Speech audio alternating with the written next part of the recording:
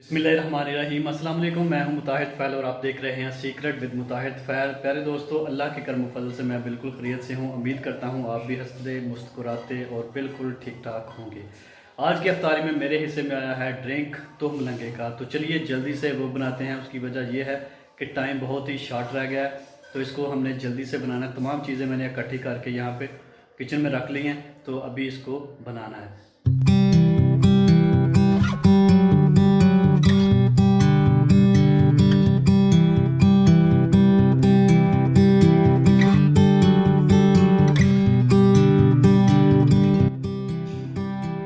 एक गिलास भिगा हुआ तो मलंगा, ये बादामों की गिरियां हैं जिनका छिलका ऑलरेडी उतरा हुआ है।